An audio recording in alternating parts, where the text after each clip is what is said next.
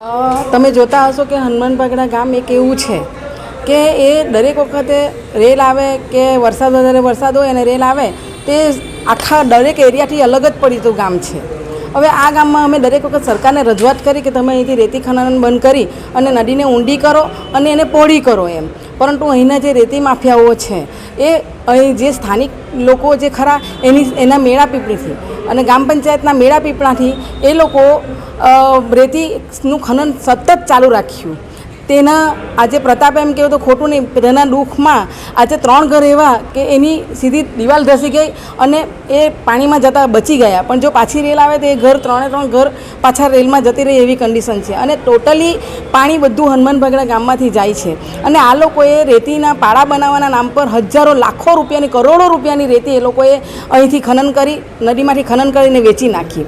અને આ ગ્રામ પંચાયતના ઠરાવ હવે ગ્રામ પંચાયતમાં ઠરાવ કરીને એ લોકો વારે વારે સભ્યોને ફોડીને અને સભ્યો પાસેથી અને ગ્રામ પંચાયતના સરપંચો પાસેથી કે કોની પાસેથી ખબર નહીં મંજૂરી લઈને એમ કરીને મંજૂરી લીધી છે એમ કરીને રેતી ખનન સતત ચાલુ રાખીને કરોડો રૂપિયાની રેતી એ લોકોએ વેચી નાખી છે.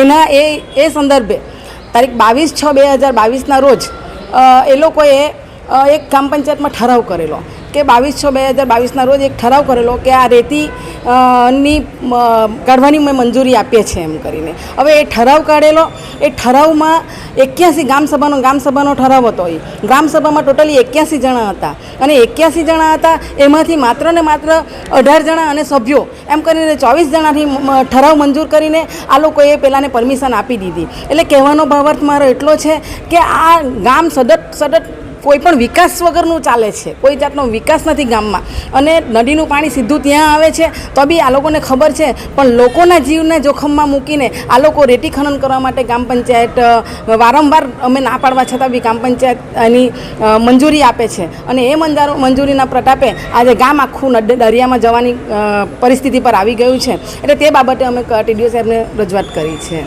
હવે ઈશારો તો જે રેતી માફિયા હોય તે અને જેને પૈસાની લાલચ હોય તે જ આ કરી શકે, બાકી બીજું કોઈ કરી નહીં શકે. વાયરલ થવામાં તમે જોતા હશો વિડીયોમાં કે ગ્રામ પંચાયતના તમામ સભ્યો એ ત્યાં જાય છે રેતીવાળાને ત્યાં અને રેતીવાળાને ત્યાં જાય છે. રેતીવાળાની બાજુમાં કોઈ લેડીઝ બી બેસેલી છે, તમે જોતા હશો કે એ લોકો સહી કરતા તમને દેખાશે. ગ્રામ પંચાયતના તમામ એવી રીતે શું પરિસ્થિતિ આવી કે તમારે રેતીમાંથી માફિયાને ત્યાં જવા પડ્યો અને તેની ઘરે જઈને તમારે સહી કરવી પડી. શાના પર સહી કરી? અને એ લોકોએ કવર લીધા છે. હવે કવર શાના લીધા છે ખબર નથી, પણ લોકવાયકા છે કે એ લોકોએ કવર પૈસાના લીધેલા છે. મને નથી ખબર કે શાના લીધેલા છે, પણ લોકવાયકા છે કે એ લોકો પૈસાના કવર લઈને આ ઠરાવ મંજૂર કરેલો છે. એ લોકવાયકા છે અને એના લીધે આજે તમામ ગામના લોકો મુશ્કેલીમાં મુકાઈ રહ્યા છે. એ કવર આપેલા છે, હવે પૈસા આપેલા છે કે કવર એ મને નથી ખબર. કવર આપેલા છે અને એવી શું જરૂર પડી કે સાથે સભ્યોએ 6 સભ્યોએ ત્યાં જવા પડ્યું અને ત્યાં ગ્રામ પંચાયતનો કંઈ મને નોટબુક જેવી દેખાય છે તેના પર સહી કરવા પડી. એ મારી પાસે વિડીયો છે, મેં વિડીયો બી પ્રૂફ તરીકે ટીડીઓ સાહેબને આપ્યા છે. એવી મને વિડીયોમાં દેખાય છે કે પંચાયતના ડોક્યુમેન્ટ્સ ત્યાં લઈ ગયેલા છે અને ત્યાં સહી કરેલી છે. ટીડીઓએ કીધું છે કે હું જલ્દીથી જલ્દી એના પર કાર્યવાહી કરીશ. મોજે બગડાકુટ ગામે ઓરંગા નદીમાં ડિસિટિંગ કરવા બાબતે બગડાકુટ ગ્રામસભામાં જે ઠરાવ જે તે સમય કરવામાં આવેલો હતો તે ગ્રામસભામાં ઠરાવ અયોગ્ય રીતે તેમજ ઓછા લોકોની હાજરીમાં તેમજ ઓછા લોકોની સંમતિથી ઠરાવ કરી અને ગ્રામ પંચાયતે મેળાપીપણામાં ઠરાવ મંજૂર કરેલ છે. તે બાબતેની રજૂઆત અત્રેની કચેરીને હમણાં મળેલી છે, જે અન્વયે આગામી સમયમાં યોગ્ય સક્ષમ અધિકારી મારફતે તપાસ કરાવી અને જે કોઈ નિષ્કર્ષ આવશે તેમજ વધુમાં જો કોઈ દોષી જણાશે તેની સામે કાયદેસરની કાર્યવાહી કરવામાં આવશે.